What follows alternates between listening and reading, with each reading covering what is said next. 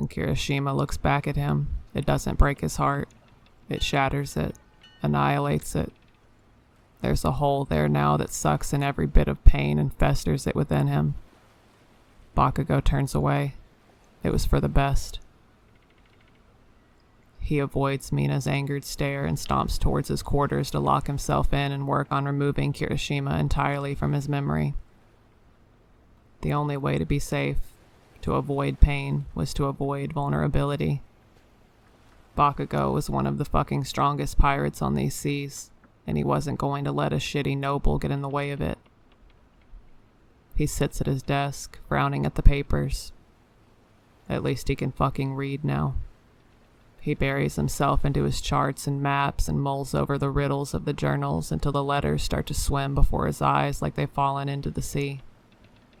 He stands and tries not to think about the emptiness of the room. He tries not to think about Kirishima as he sheds his clothes.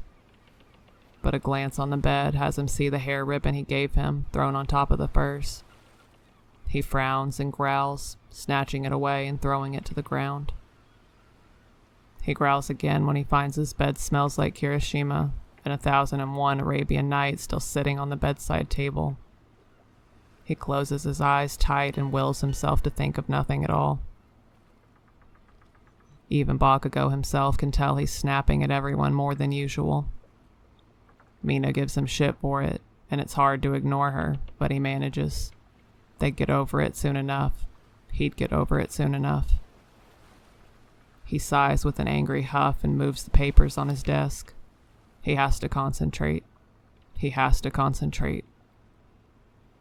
There's only one journal left, and Bakugou knows it's the twin journal he left with the godforsaken Kirishimas.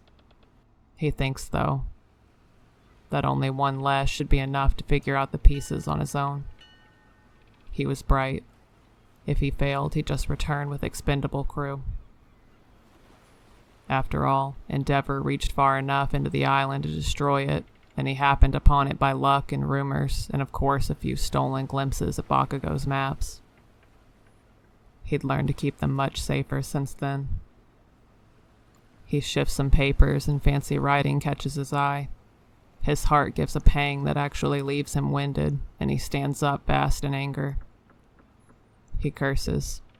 How weak was he to let someone, a chance random at that, affect him so much? Pathetic. He sits down again. He has to concentrate. He has to push Kirishima from his mind. When he's finally exhausted himself with strategizing, he drags his feet over to his bed. He strips and falls into the furs. The whole bed still smells like him.